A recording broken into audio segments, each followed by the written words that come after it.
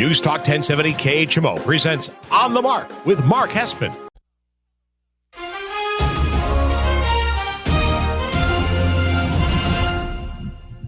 News Talk 1070 KHMO presents On the Mark with Mark Hespin. On the Mark is powered by Kunes Country Honda Hyundai, your number one Honda and Hyundai dealer in the tri-state area at 221 North 36th Street, Quincy. Faith, family, and giving back. That's Kunes Country. And now, here's Mark Hespin. Good morning, Tri-States, and wherever you may be listening on the News Talk 1070 KHMO app. This is On the Mark. I am Mark Hespin, brought to you by the great people over at Kunes Honda Hyundai. They're making deals end of the month. Get in now. Show up to the dealership, 221 North 36th Street in Quincy today. Tell them Mark sent you. Weather's much nicer than it's been most of the month. Go out for a test drive. Over 3,000 new and used vehicles to choose from. 221 North 36th Street in Quincy. Just go to shopkunes.com. You can shop online as well. Welcome on in to this episode 221, Saturday, January 27th edition of On the Mark. You can always follow me on all social media channels, Twitter/X, Instagram, YouTube, at Mark Hespin, MarkHespen. If you're listening on the terrestrial radio or through the free KHMO app, that is amazing. You are amazing. You can also follow along on our Kick FM, on our Facebook page, the On the Mark KHMO Facebook page. Just search On the Mark KHMO. Welcome on in to this episode 221 edition. It is Conference Championship weekend. So we're going to start off the show. We'll go break down Chiefs and Ravens. Then we'll take a break. We'll come back and break down Lions and 49ers. Those are our headlines 1 and 2. We'll focus on the game. And then at the end of the show, I will talk about, obviously, huge head coaching news across the NFL, what it means for the future landscape of the league, and also what it means for some teams, in some of these divisions, because some of these divisions are looking brutal now, and some of them still feel pretty wide open. So we'll get into all of that later on in the show. And I'll wrap up with a little fun thing I like to do every year. If I was the NFL, which Super Bowl matchup would I want the most? If I'm the NFL and CBS, for the ratings, for the drama, for the storylines, which Super Bowl matchup am I rooting for? So you can get your tin hats out, tinfoil hats, and, play the whole NFL rigged game here with us. Let's jump into it. I don't want to waste any more time. Hespin headline number 1, the Chiefs at the Ravens. Hespin's headlines on the Mark. All right. It is going to be, to me, I think if you only had to watch one game this weekend, I think this is the game to choose if you had to pick one. Baltimore and Kansas City, mainly because I think this game really feels like it's the storyline game, right? The storylines that come out of this game, depending on which team wins and how they win, really can define Hall of Fame careers. I mean, you could be, 10, 15 years from now, you could be, in Canton, and this is a game that really feels like it has the weight of a potential first ballot or not first ballot Hall of Fame career attached to it. So let's jump into it. Chiefs at the Ravens. Ravens favored by this morning, as I was looking, about 4 points, over under around 46.5. That is a lot of points to give Patrick Mahomes and the defending Super Bowl champion Kansas City Chiefs. I think that's an interesting place to start, the defending Super Bowl champions. We haven't had a back-to-back Super Bowl champion in a long time in the NFL, since those early Tom Brady Patriots days. And it just goes to show you how hard it is to repeat. And one of the reasons it's so hard to repeat is look at what Kansas City has to deal with to repeat. They got to go on the road to Baltimore, a team that has never hosted an AFC title game. The crowd is going to be rocking. They have got to play the now will be two-time MVP and current MVP in the league, the most explosive player on planet Earth in the world of football, in Lamar Jackson. They have to play a defense that is the best defense left in the playoffs, with an incredible, defensive line, a linebacking core with Queen and Roquan Smith that are second to none. You have a back end of the defense that's getting their star Marlon Humphrey back and healthy just in the nick of time. On offense, the Kansas City Chiefs, their defense has to deal with, obviously, the MVP, Lamar Jackson, went off for 100 yards rushing last week, 2 touchdowns. A guy who can throw for touchdowns and has the best wide receiver core, Zay Flowers and OBJ, and Isaiah Likely, the young tight end who's filled in extremely nicely for Mark Andrews. And they get Mark Andrews back, who I'd argue is the top 3 tight end in this league, along with Travis Kelce and Kittle. And so they're not to mention a really solid offensive line for Baltimore, a running back that is a core that is obviously by committee, but is led by Lamar Jackson and his legs. It is a lot for the Kansas City Chiefs to handle. They have to play the best team in football, the overall number 1 seed, on the road in order to find a way to go to back-to-back and to become back-to-back Super Bowl champions. And one of the things that is so unique about this game and this matchup is that I just listed all of those things, right? I just listed all of those things. How the Baltimore Ravens have the best defense left in football. They have the MVP, the best wide receiver core that Baltimore's had in any of their deep playoff runs as a franchise. One of the top 3 tight ends in the league. And yet, this game is only a 4-point game. Why? Because on the other side is Patrick Mahomes. And that is a really, really unique thing to say. He is getting into that point of extremely rarefied air where the only argument you have to make in favor of Kansas City is, well, it's Patrick Mahomes. There's only 2 people that I can think of in team sport that have the weight that Patrick Mahomes is entering into this category of. And that's Tom Brady. Well, it's Tom Brady. And Michael Jordan. Well, that's Michael Jordan. They got Michael Jordan. They have Tom Brady. And Patrick Mahomes is putting himself into that class. Now, the Chiefs aren't scrubs, right? You have Andy Reid, the best coach in football. You have a defensive line that is impressive, led by Chris Jones.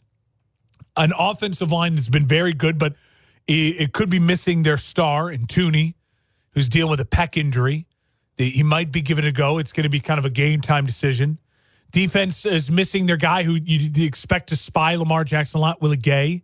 Linebacker could be questionable and not 100% with a neck stinger injury.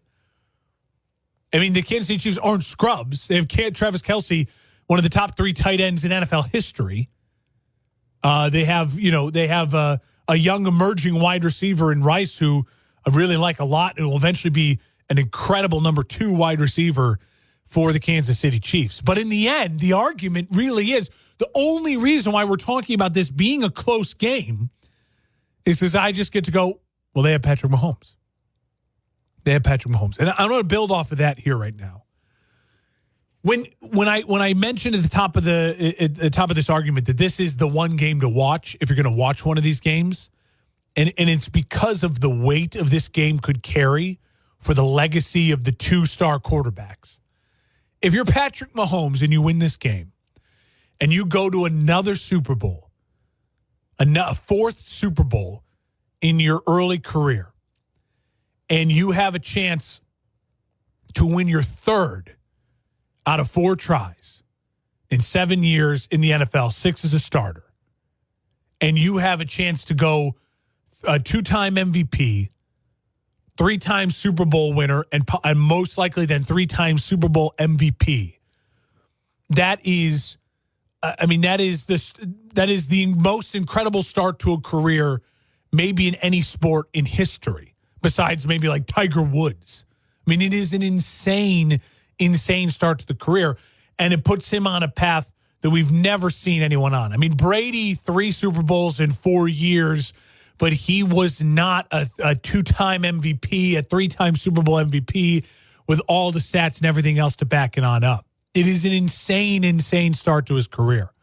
And we'll talk about Mahomes in a way that we can only talk about people like Michael Jordan, like Tiger Woods, that he is preventing all-time great players from winning a ring. Karl Malone, no rings because of Michael Jordan. John Stockton, no rings because of Michael Jordan.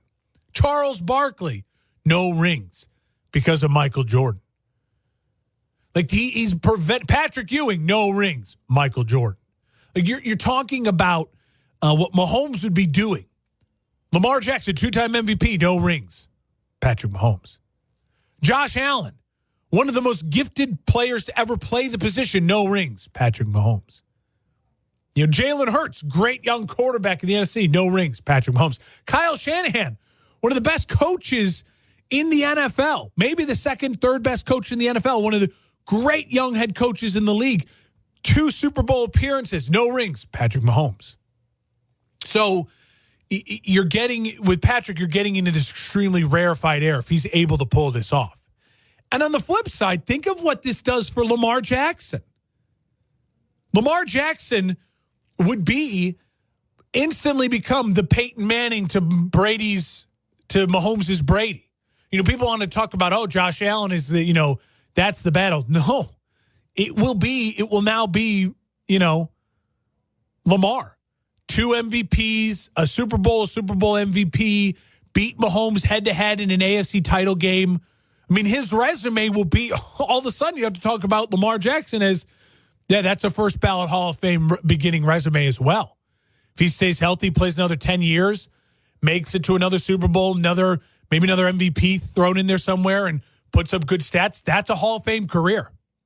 And it really, then you find the kryptonite. Could Lamar Jackson be the kryptonite to the great Patrick Mahomes? Could Patrick Mahomes not achieve the level of success of Tom Brady because Lamar Jackson was in his way?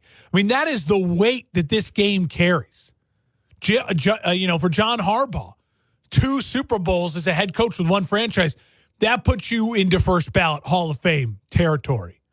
What he's accomplished. I mean, in rarefied air, in the coaching circles as well. And think about how difficult the AFC is and how many quarterbacks and teams. You just said the Chargers just added John Harbaugh. I mean, Jim Harbaugh. Sorry, John Harbaugh. Jim Harbaugh. They just added Harbaugh. So you're talking now about a chance for these 2 quarterbacks and these 2 franchises to really cement some legacies and really change drastically their impact on the game overall, and how difficult it's going to be to continue to get back to these spots. These are AFC title games are the most coveted spots in all sports right now. Josh Allen, Joe Burrow, Justin Herbert, Trevor Lawrence, C.J. Stroud, not to mention Aaron Rodgers. It's the most coveted spot in all of sports. AFC title games. Mahomes and Lamar are there. You can't miss this opportunity. You can't miss this opportunity. It's going to be a fascinating game. I think 4 points is a ton to give to give the Chiefs. If you're just betting lines, I would take Chiefs +4. I would also take the over 46.5. I think even though these are really good defenses, I think you're going to see the big-time players making really big-time plays. Really good defenses can slow down great offenses and great quarterback play, and they'll be able to slow it down a bit. But I certainly see this game getting to, 27, 24, 30 to 27 type of game and hitting the over for sure. For sure. That being said, who am I picking? Well, I said it yesterday on Mornings of Mark and Sam during Mark's Sports Minute. I'm taking the Kansas City Chiefs. I felt so dumb Monday morning after I picked the Bills to beat the Chiefs. And I was confident going into that game that it was going to be Josh Allen's time. It was going to be his opportunity, that this was a Chiefs team that was vulnerable and susceptible to falling through the cracks. I just can't go against Patrick Mahomes anymore. I'm not doing it. Everything in my gut tells me Baltimore's the better team. Baltimore's at home. Baltimore's more than capable of doing this. But now Baltimore's healthier at this point in time right now. Tooney out. But the Mahomes is 3-1 straight up against Jackson. the emergence of Rashid Rice, Travis Kelce finding the end zone twice last week, getting really involved in the game plan, to me bodes well for Kansas City.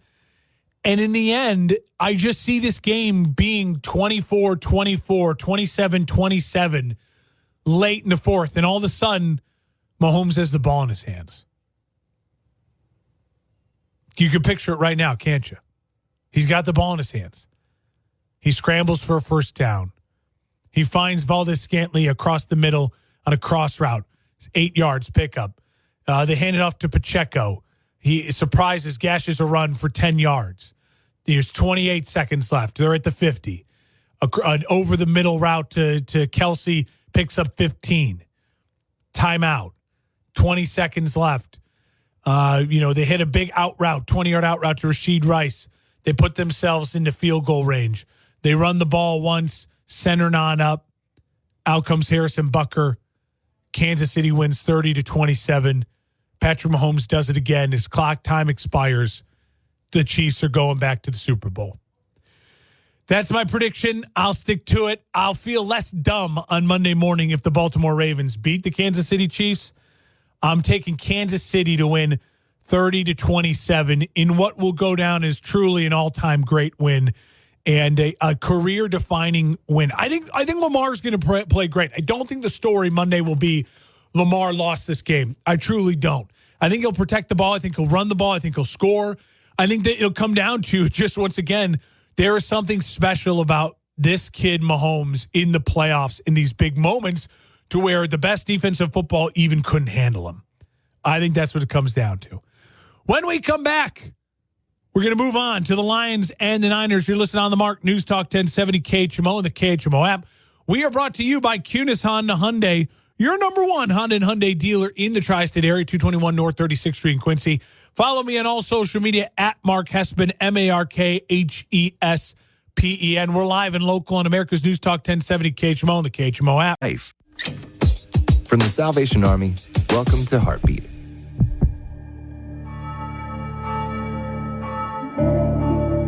This past Sunday, I saw a little girl raising her hands while we were singing in church.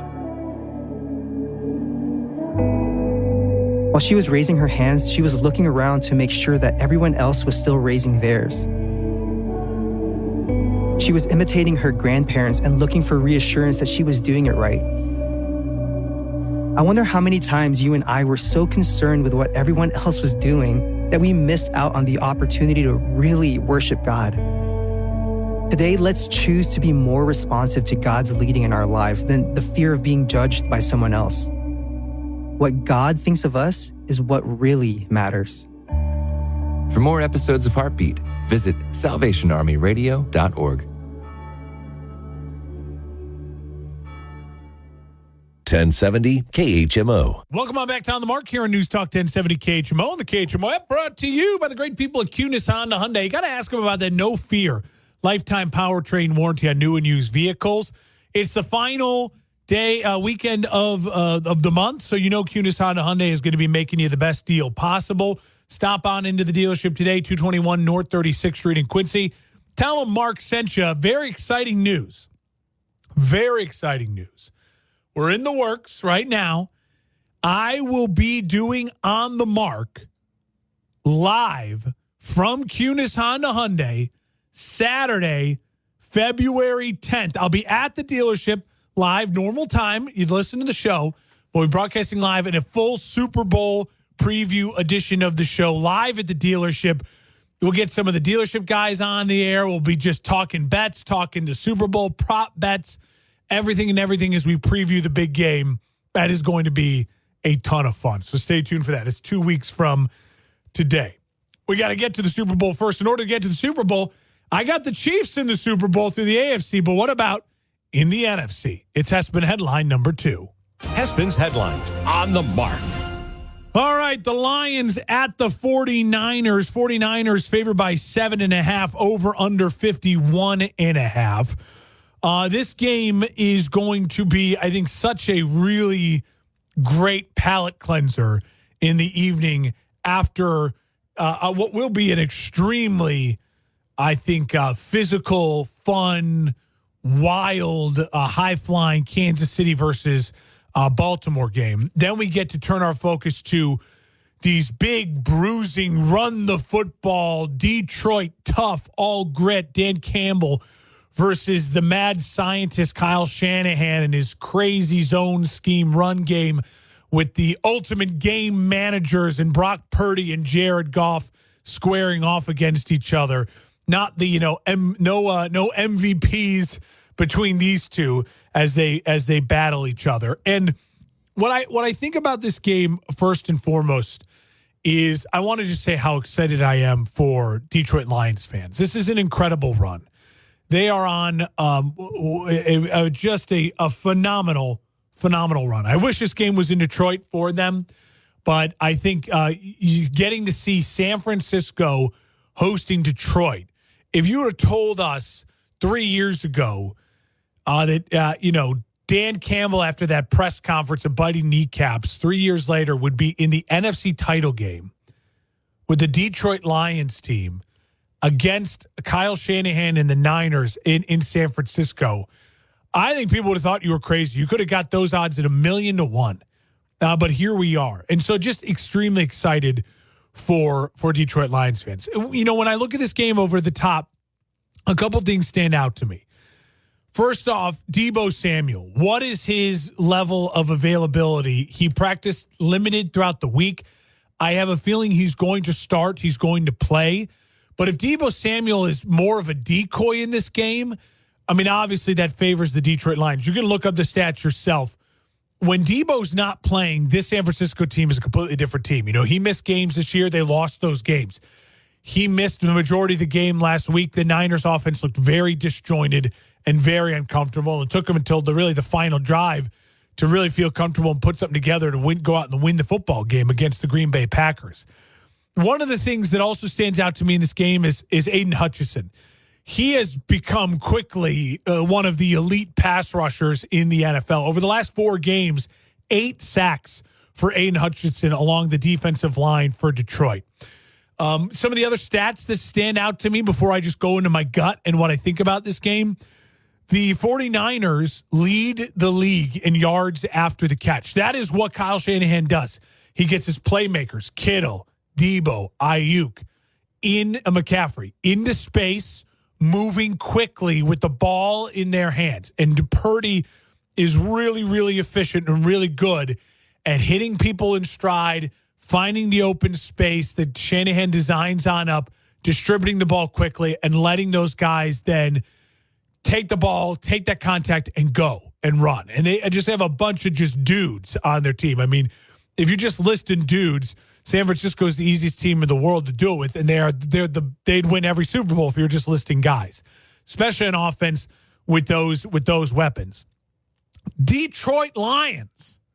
Not only are they the best run defense in the NFL, but they give up fewer yards after the catch, those yak yards, than any other team. So they're good at gang tackling and not giving up too much yards after contact. So they can swarm, they can gang tackle, they can stop that. The problem Detroit has is Detroit's back-end secondary can give up big plays, and they can get burned over top with no contact, right? They can shut down the run, and they can swarm and gang tackle underneath stuff in the yak yards. They can prevent it, but overall they can be burned. I will say this: I think the other key matchup to look at is Brock Purdy with the lights bright. We've seen him in his last 2 big national televised games when the lights are brightest against the Ravens and then last week against the Packers, not play great. Obviously, with the Ravens game, he was embarrassed. And then with the Packers game, he was ugly for 3.5 quarters and then did enough at the end to win the game. So I think that's a really interesting thing. How can the Lions make Purdy uncomfortable? If the Lions can create pressure with Hutchinson and their 4, McNeil and Hutchinson, the defensive line, that's going to be huge for the Lions, keeping Purdy uncomfortable. They also loved what the Lions did against Tampa last week. A ton of corner blitzes off the edge. Obviously, San Francisco has to prepare for that now. they put that on film. Whether they'll do it and whether they'll blitz Purdy, I don't know if they will. But now San Francisco has to be thinking about that. They have to prepare for that. I think that was really smart of the Lions to do. The others, on the flip side of the ball, the Lions offense is extremely talented. The offensive line a little beat up, but you talk about Penei Sewell, Decker, Ragnow, and an offensive run and a run game that is really physical. It's not as cute and as zone fun concept-y as Shanahan's. It's more downfield, north-south, straight up the gut, rely on the beasts that are their offensive line. And the very unique skills they have with Montgomery and with Jahmyr Gibbs. Plus, you think of the big playability of Amon-Ra St. Brown, Jameson Williams, and obviously Sam Laporta. And don't sleep on the fact that the Lions signed Ertz. I think Ertz is a really interesting kind of wild card in this game. He's coming in. He's a veteran. He'll get on the page with they'll have a package for him with Goff.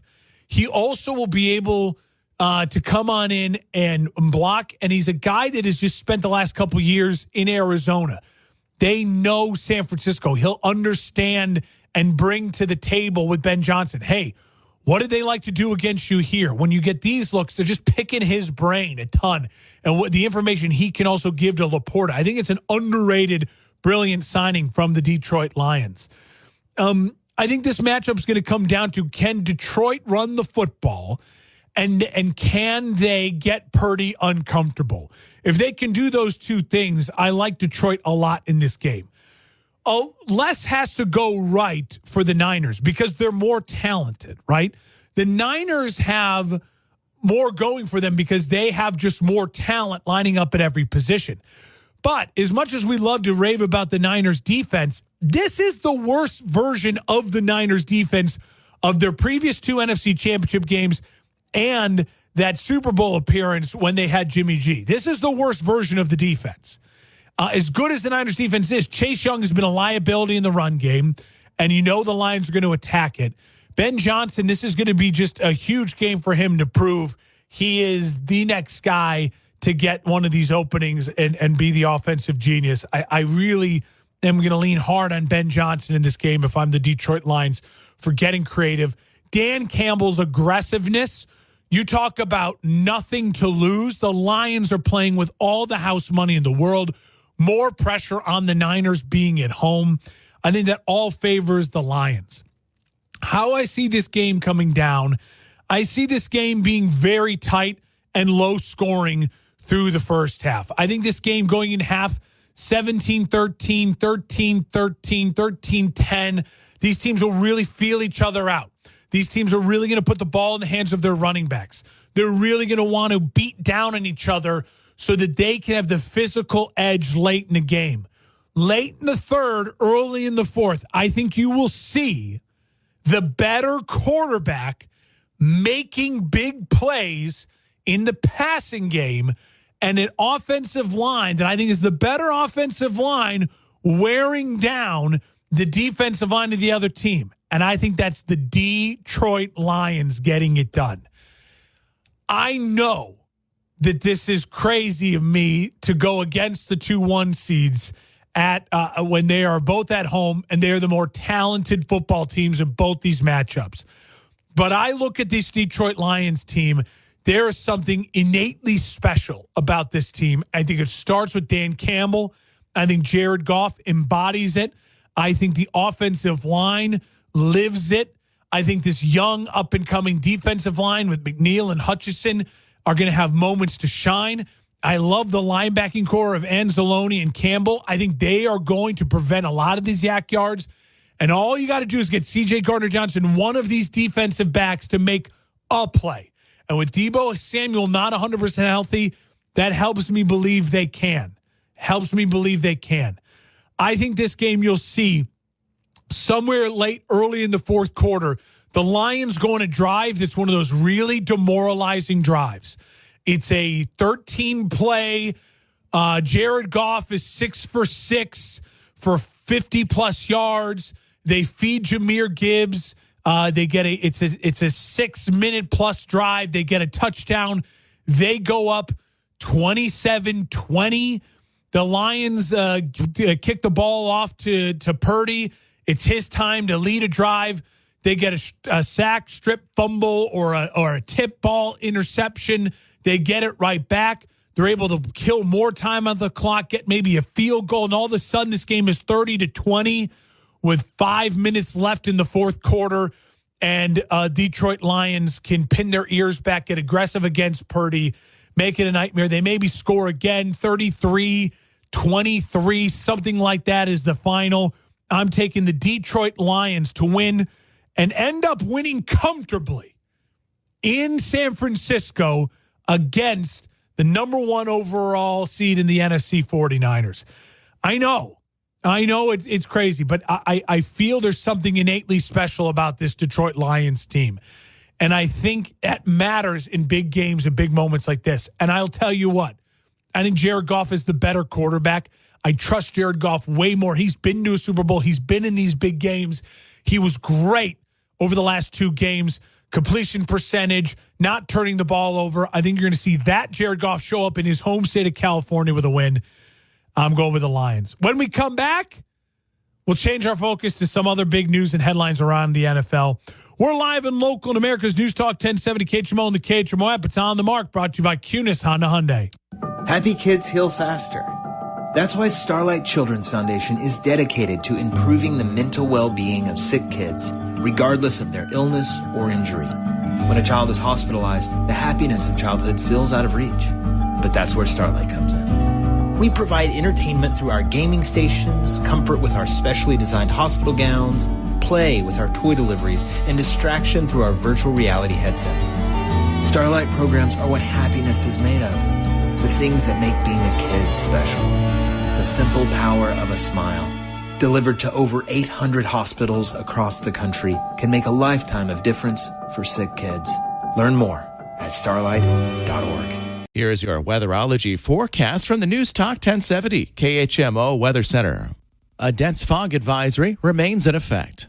Chance for drizzle with fog in spots today. Otherwise, cloudy skies expected. High temperatures reach up to 41. Northerly winds 5 to 10 miles per hour. Right now, it's 36 degrees. Welcome on back to On the Mark here on News Talk 1070 KHMO and the KHMO app, brought to you by Kunis Honda Hyundai, your number 1 Honda and Hyundai dealer in the tri-state area. 221 North 36th Street in Quincy. You got to ask them about that lifetime powertrain warranty, the no-fear warranty on new and used vehicles. Stop by the dealership today, 221 North 36th Street in Quincy, because they are a final Saturday of the month. So they are making deals. They want to hit quotas. They got to move some products. So take advantage of it. Kunis Honda Hyundai. Tell them Mark sent you. Okay. Welcome on back to the show, episode 221. This is our NFC and AFC Championship game preview show. And if you're just joining us, I have the Chiefs over the Ravens. I have the Lions over the Niners. I'm taking the road dogs. Road dogs on championship weekend. But there are obviously some gigantic coaching news that we got to talk about here across the NFL as well. We'll start with the biggest one, Jim Harbaugh.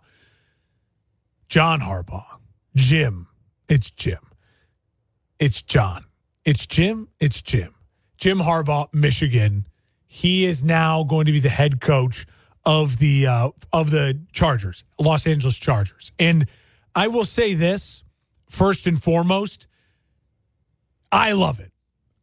I mean, you just love it. I love that Jim Harbaugh is back in the NFL. I love that Jim Harbaugh is with a competitive team. I love that Jim Harbaugh gets a quarterback right away. I love that we're going to get Jim Harbaugh in the AFC to make the AFC even more of a juggernaut. And then you start looking around at the AFC West alone. I love Antonio Pierce with the Raiders. He's a great hire. If he's the 4th best coach in a division, that is an insane division. With Sean Payton, Andy Reid, Jim Harbaugh, I love they didn't shy away from the challenge of going to the AFC West. And I don't care that Mahomes is in this division. He is a unique individual. I think he's he's great for TV. He's great for people like me. I think he's just a great character of the game. So excited that Harbaugh is back in the NFL. I will say, I also think that this is going to happen quick. I think his turnaround of the Chargers is going to be swift. It's going to be quick. I think you're going to see them offload some contracts this year. I think you're going to see them get young and a little cheaper quickly, and he knows these players coming out of the draft. Goodbye, Austin Eckler. Hello, Blake Corum. Come on down to Chargerland in Los Angeles. You're going to see him build, I think, a very strong defensive team, but he's always had a knack for offense. I think Justin Herbert, what we've complained when we felt bad for Justin Herbert since the day he started. The day that the trainers stabbed Tyrod Taylor in the lung and Herbert had to start on a whim against the Chiefs as a rookie, and he's been starting ever since. The day that happened, he has been asked to carry the offense for the Chargers. And Eckler's a good piece, a nice piece, good player, productive, great fantasy player. But he has been asked to just carry the offense.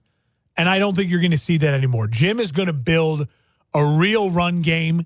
He's going to build around Herbert in the right way. And a lot of pressure is off Herbert now. Harbaugh's the type of guy that takes the heat. He'll take the media. And I think this is going to be incredible for us as fans of football, for the league. The AFC just got that much more difficult because Harbaugh now entered into the world of the AFC. It would not shock me if Harbaugh and Herbert are winning the division within 2 years. I'm telling you, Chiefs fans, you might think I'm crazy, but this is real. And the Harbaugh effect, I think, is really real. Some other big moves around the NFL and the coaching circle since I've last talked to you. Brian Callahan, the Bengals OC, now goes to Tennessee. Love that move as well. Offensive guy. They're going to try to change the culture a little bit. They look around their division, the AFC South. They go, my God, Lawrence has an offensive coach. C.J. Stroud, best quarterback in the division right now, and they're skyrocketing, taking off. Shane Steichen, great offensive coach with Anthony Richardson. We got to get Will Levis, our guy, someone who can come in here and coach him up.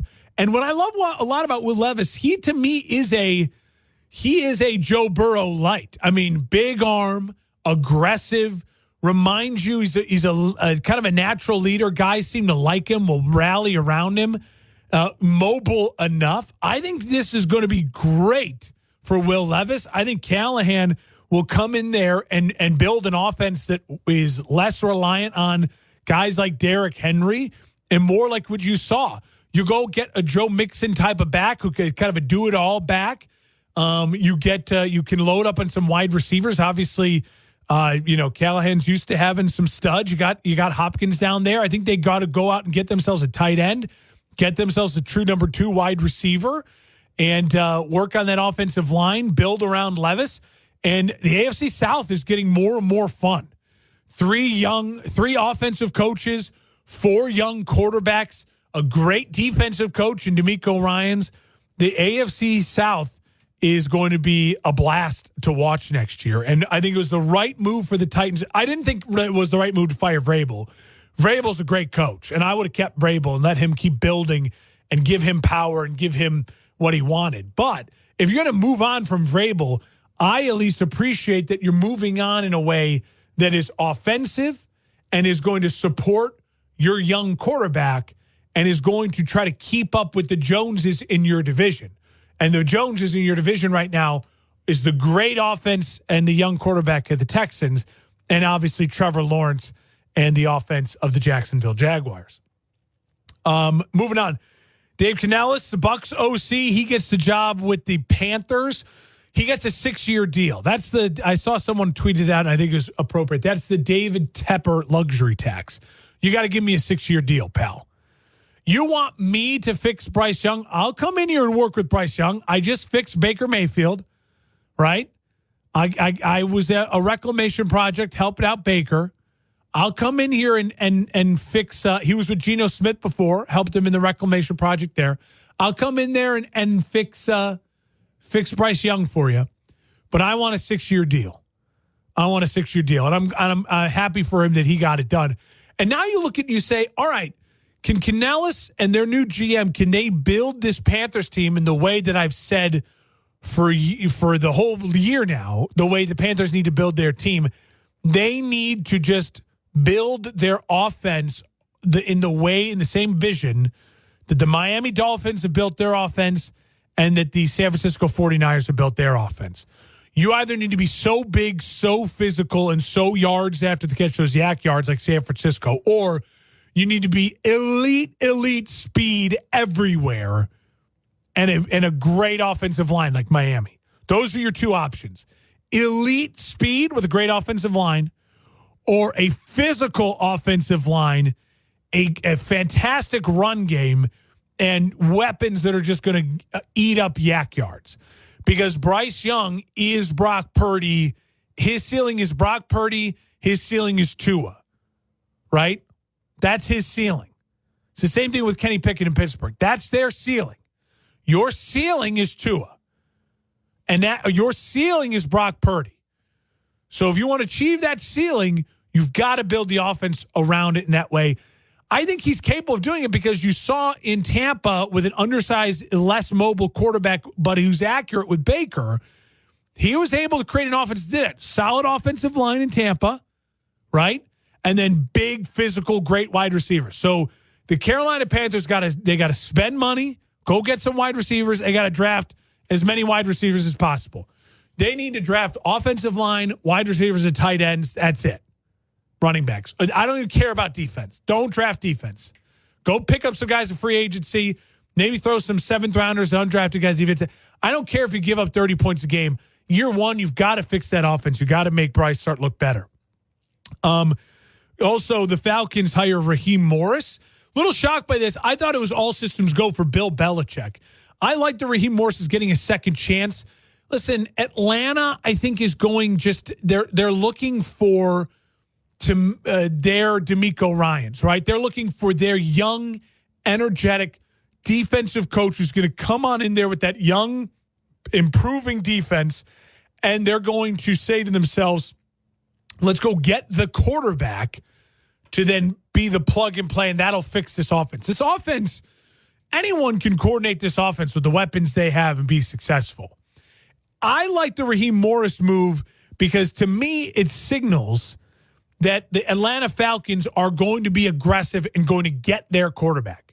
Whether that is Kirk Cousins, whether that is trying to trade up for Caleb Williams or Jaden Daniels or whoever, I think you're going to see the most aggressive team for a quarterback this offseason right now. It could be the Atlanta Falcons. This move to me signals that. And finally, Bears hire Shane Waldron. I mentioned on YouTube this week, I like the hire. I think it's a smart hire. I think he's a guy that will come in here and have full control of an offense. He'll work with Caleb or Justin. They just need to get him another wide receiver weapon, and I think he'll be good to go. And Vic Fangio, it looks like he's going to the Eagles. Love that move for the Eagles. You just got to bring in great coordinators if you're Nick Sirianni. Keep your job. Wrapping up the show next. We're live. We're local in America's News Talk 1070 KHMO and the KHMO app. This is On the Mark. Hit me up on all social media at Mark Hespin. Brought to you by Cunis Honda Hyundai. Hello, I'm Jose Hernandez, and I have been using a wheelchair since my accident in 1995. My name is Andrea Dalzell, and I've been using a wheelchair since I was 5 years old. I guess if I had one message for the general public, it would be that I appreciate your help. But please, ask first. Yeah, a lot of people don't realize that I've actually got everything under control. I think people get nervous. They don't know how to act, so they pretend I'm not there. What probably bothers me the most is when waiters talk to my companion and not directly to me. I think everyone with a disability can relate to that parking spot problem. We know you're just parking in the disabled spot for a second, but please, don't. We're just looking for the same respect and consideration as everyone else. United Spinal Association is dedicated to enhancing the quality of life of people living with spinal cord injuries and disorders. Download our disability etiquette booklet at unitedspinal.org. 1070 KHMO. Welcome on back to On the Mark on News Talk 1070 KHMO. The KHMO app brought to you by Cunis Honda Hyundai. End of the month, big sales going on. Stop by the dealership today, 221 North 36th Street in Quincy. Tell them Mark sent you. Only a couple minutes left wrapping up the show. Follow me on all social media at Mark Hespen, MarkHespen. This is something I like to do every year on championship weekend. And I know it's silly, it's stupid. But if I was the NFL and this year's CBS because they have the Super Bowl, and if the NFL was rigged, and I could rig it and say, this is the matchup I want. This is the juiciest matchup. This is going to be ratings gold. What would I be rooting for if I'm CBS and the NFL this weekend? Well, this is, to me, one of the easiest years to predict this and to do this. It's obvious to me. The number one matchup the NFL and CBS wants, Chiefs-Lions. It's great because you get Travis Kelce, Taylor Swift, the big brand, Mahomes, Kansas City Chiefs, Mahomes going for number 3, all of that entails that. Plus, the Lions. The Lions, even though these are smaller markets, the Lions are the lovable losers. I mean, this is going to be 2016 Cubs vibes all over again. I mean, people are going to fall in love with the lovable underdog versus the, David Goliath story. Also, it was the first game of the year. Remember, Lions. Everyone said, why the Lions get Thursday night against the Chiefs on Banner Night in Kansas City, and the Lions beat them. So there's a lot of great storylines. This Jared Goff revenge back in the Super Bowl. Lions Chiefs to me is the obvious one. The next one that the CBS execs and the NFL would be happy about, if they can't get Lions Chiefs, they'd be pumped about Chiefs Niners. The Chiefs are the team because Taylor Swift effect is extremely real. Kelce, Mahomes, the big names, all of that. You get the Mahomes Super Bowl storyline. Also, revenge for Kyle Shanahan. Remember, it was the Niners that lost to Mahomes when he won his first Super Bowl. San Francisco is the biggest market remaining of the 4. They are a huge national brand. San Francisco is probably a top 5 brand in the NFL, right up there with the Cowboys, Packers, Steelers, Bears, Niners. I mean, you're talking about mega brands with huge impacts and viewership. And so I think they would be really pumped about that. After that would go, I would say Lions versus Ravens would be 3. The Lions are the bigger draw of the NFC, and purely because of the underdog story, the factor about that. The Lions-Ravens played earlier this year. That would, I think, hurt the rating a little bit because, again, smaller markets, the Ravens dominated them. Could be, worried about the game getting ugly. But Lamar Jackson will have a lot of star power and his chance for, the MVP winning a Super Bowl if he gets to the Chiefs and Mahomes. So the final one will be Ravens-Niners, which would be a great matchup. 2 number 1 seeds. It's rare that number 1 seeds would be the 4th most desired matchup, but you'd have the revenge Super Bowl factor from when the lights went out in New Orleans. There's some good storylines there, but I think overall ratings-wise and juiciness of the storylines-wise, it would be 4th most. But again, if that's the 4th best one, we're in for a real treat because sign me up for any 4 of these Super Bowls. It's going to be a great one. Enjoy this great weekend of football.